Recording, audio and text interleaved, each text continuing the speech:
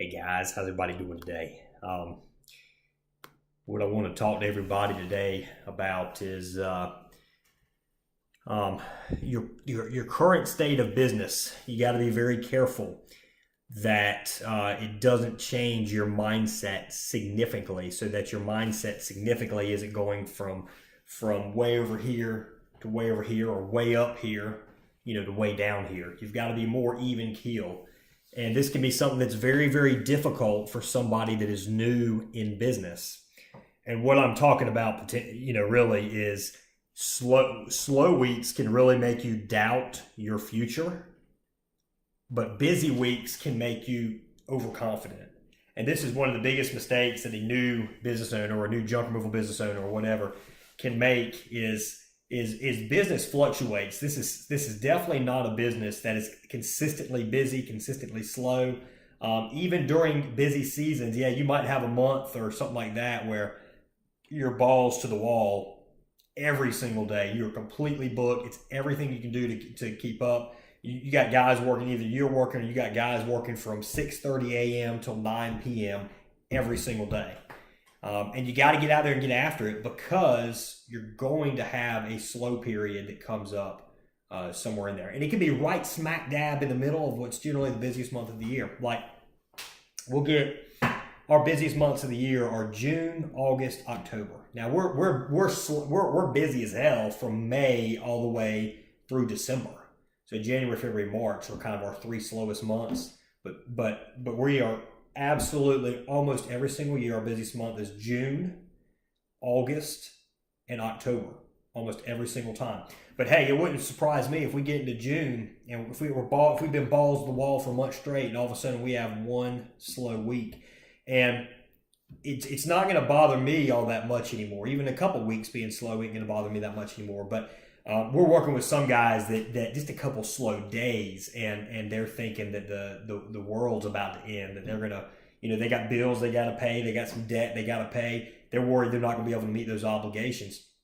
I've been there. I understand that. I mean, even just recently, as about a year or two ago, it took me a good 4 or 5 years in business before I got to that point.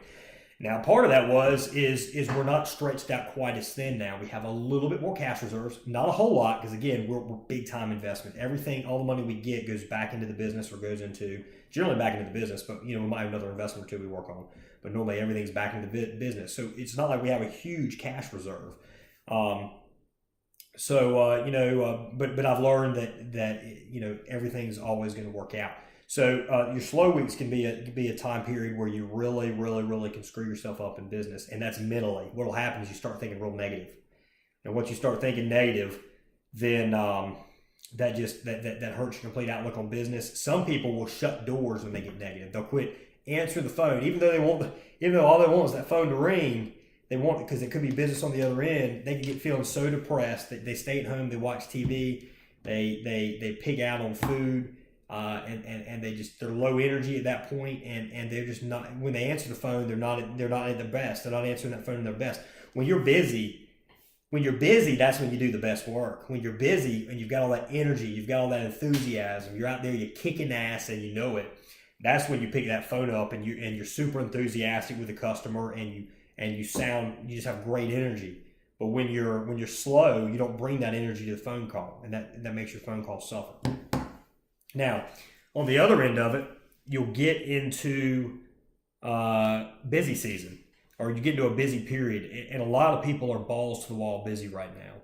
Don't assume it's going to stay that way. You're going to have slow weeks again, even right in the middle of busy season. So you get so super, super enthusiastic. You're on this huge manic, you're what is it in bipolar? I think it's called mania or manic or whatever. You're way up here. What you don't want to be is way up here and make some stupid business moves that make, when you get slow, that they almost sink you. And that's easy to do. So you don't need to go out necessarily and go buy a new personal truck, go out and buy a plane or a boat or a new motorcycle or a home, whatever, just because you've had a couple busy months or a couple busy weeks and everything. You really need to know, you need to have at least a year, go through a complete business cycle and see how your business is. And you might even want 18 months. You might want to see a good year, and then you might want to see another 6 months of, of growth, that you're growing and that you just hadn't hit a, random streak of luck. You got to be careful with that. Listen, and guys, buying toys and making a large monthly payment can hold you back if you do too much. Now, sometimes going out and getting something new or expensive is a good thing. And this is something that I'm going to say that a lot of people won't say. But one of the best business moves I've ever made is go out and buy an airplane. Why? Because my entire life, I've been around planes. I've wanted a plane, and I finally got in a position where I could go and buy one. It's a great business tool. I use it for business. I get to all of our different locations. I get to meetings. We buy equipment with it, especially now with JRA. If we're going to visit, potential business partners, as far as customers of JRA, I can go there. I enjoy doing it. I enjoy flying. It puts me around people with a lot of money. That and from the mental aspect, going out and buying that airplane is one of the best business moves I've ever made. We make a monthly payment on that plane, and it costs thousands of dollars a year to have an airplane. You got an annual, generally cost about $2,500 a year. You're gonna have some repairs and oil changes and all that kind of stuff. You're gonna put another couple thousand a year on that. So right there, you're about $4 or $5 grand, somewhere in there. You got hangar rental. That's gonna be another $3 grand. So you're at $8 grand. You got your monthly payment you're making on it right there. So that's another $12,000 right there. So you got every single year that airplane's costing $25,000, $30,000, whatever. And you got general wear and tear because all that stuff don't last but so long. So you have to be kind of banking that money for future repairs. So an airplane probably costs you somewhere around, the type of plane I have, somewhere around $25,000 a year. One of the best business moves I've ever made. It keeps me motivated. It keeps me happy. And that's a good thing. And it keeps me from thinking too inexpensive. One of the biggest mistakes I made when I first started, the first 3 years in business, was way too cheap. I've made it a priority to not say, and I'm trying to break my wife of this, is don't say anything is expensive. I don't call anything expensive no matter what it is. Now, does that mean that I'm going to give you my money if I don't think it's, one, going to work, or two, if I think it's way overpriced? Being overpriced and being expensive are two different things. I don't think of anything. I don't expensive other than using it in this video. I do not use the word expensive, because what I found is generally the most expensive things are what brings you the greatest value. So, I've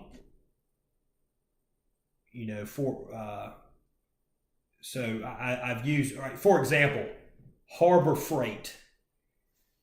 I see some of y'all guys. I watch some of everybody's videos in the junk removal world. Y'all going to Harbor Freight and buying you a tarp and getting you some tools, and every single thing I've ever bought from Harbor Freight is a piece of crap. The nickname for that place is China Freight for a reason. The stuff is no good. It's cheap. But if you go out and you get you some Snap-on stuff, or you go to a Tractor Supply or Agri Supply, the stuff there is much higher quality. You're going to spend 2 or 3 times more, but it's going to last a lot longer. It's going to prevent you from having that downtime. It's going to last a lot longer, and you're going to save money in the long term because you're not having to replace it as much. Get the word expensive out of your vocabulary. You got to determine value. You make purchasing decisions based on value, and the price tag. It doesn't matter what the price tag is. If that thing's going to return more than what you're going to pay, then it's probably a good move.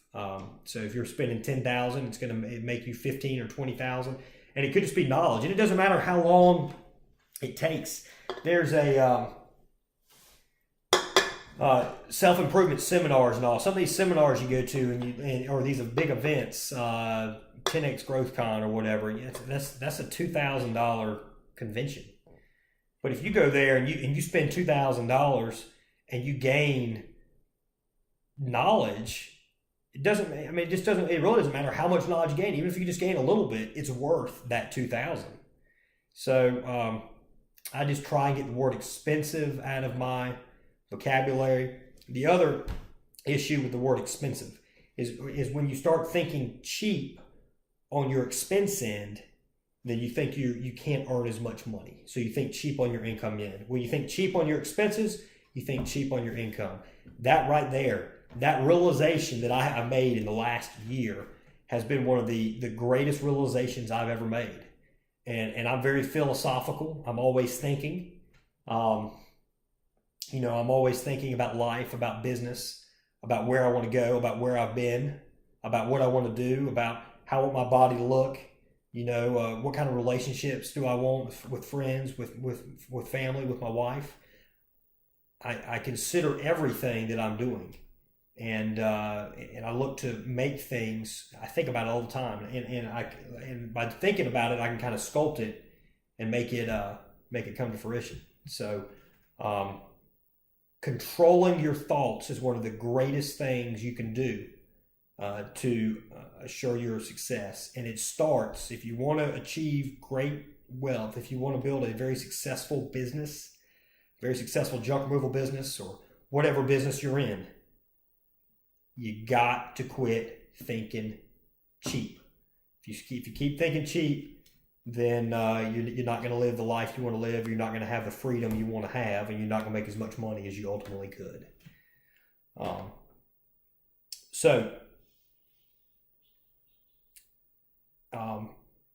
You need to, when you're in busy season, you need to be retaining money so you can spend it on repairs and maintenance when you get slow.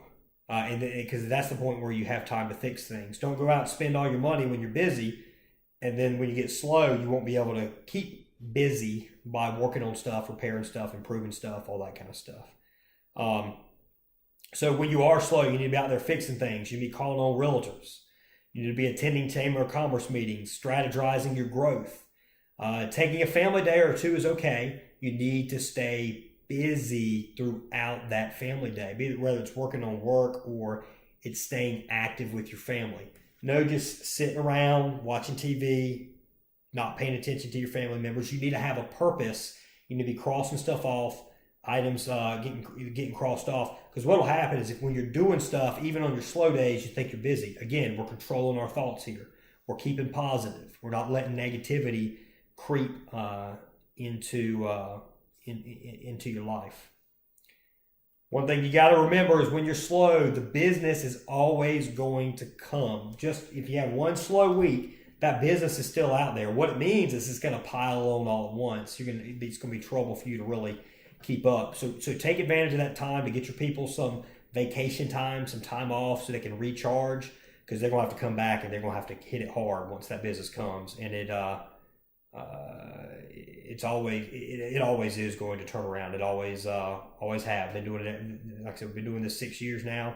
It's turned around every single time. And we started in a recession. So it's always turned back around. So always remember that. Don't just start changing things when you get busy for the sake of changing things. This can be a huge mistake. It's one we made in the past. You've been doing something consistently for a period of time and it's been working. All of a sudden you have a slow week or two and you're like, what am I doing wrong?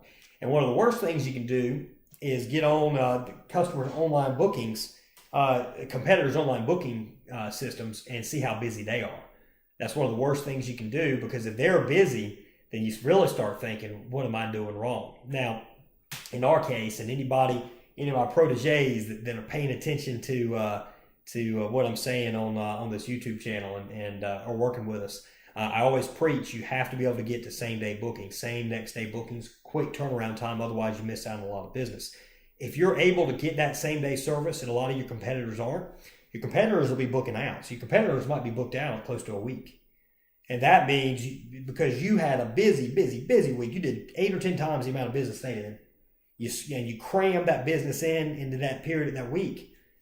And all of a sudden you have a slow week. Well, you got a heck of a lot more done than this past week. And your slow week, the definition of your slow week is going to be a lot less than them too. So a slow day to us is under 20 jobs. So 19 jobs and under is a slow day for us.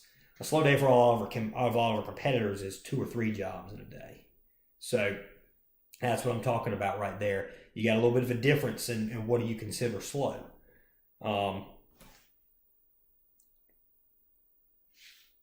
So one of the other changes people go out there and they'll make these changes to their marketing. Forget the fact it's been working consistently for months and months at a time. They'll change it, and that's a mistake. Don't make too many changes when you're slow. If you make a change, it's be very gradual, very small. It can't be a big swing. You can't be out there swinging for the fences when all you need is you might just want to try for a bunt. If you swing for the fences and you foul out and the guy throws out your guy, turns a double play, and all you could have bunt and advanced the runner and been in scoring position. That was the wrong thing to do at that time. So don't always swing for the fences on your changes. And a lot of times I would not make changes when you're slow. Make changes when you're a bit busy or when you're about even. When you're consistent. That's a good time to make changes. And always when you make changes, don't make too many at once. Make them small and make them gradual. Pricing. Don't lower your pricing when you get slow. This is a very common thing. As people get slow, they lower their prices. And if you just raised your prices, just because you have one slow week after you or a couple slow days, especially after you raised your prices, don't lower them back down. We have never, in 6 years of operation, and we've probably had 10 or 12 price increases. We average about 2 a year. In 6 years of operation, not one time have we had a long-term negative reaction to a price increase. Of those 10 or 12 times we've increased prices, probably 80% of the time the following week we're a bit slower. I think it was just a coincidence, Darwin, whatever you want to consider it. But don't lower your prices back down. Now, if you've had several slow weeks, you might want to creep them back down. You might have found that friction point you need to avoid. But again, never once have we had a long-term negative result from a price increase. Now, you might negotiate with customers a bit more than you normally would because you're slower, you're not as tight on your schedule. So if somebody tries to negotiate the price down, otherwise they're not going to do the job, you probably will let the price come on down. But don't do that too soon. Don't do the negotiating for the customer and lower the price before the customer actually asks for it. So you need to limit negativity at all times, especially when you are slow. All times. Always control your thoughts. Limit negativity. Take advantage of slow periods to improve your business. And let's be a lot more even keel. And don't get too excited when you're busy. It's too easy to go out and spend that money, and then all of a sudden you need it when things get slow. So all I can say again, guys, limit your negative thoughts. If you limit your negative thoughts, you're setting yourself up for success in the junk removal business.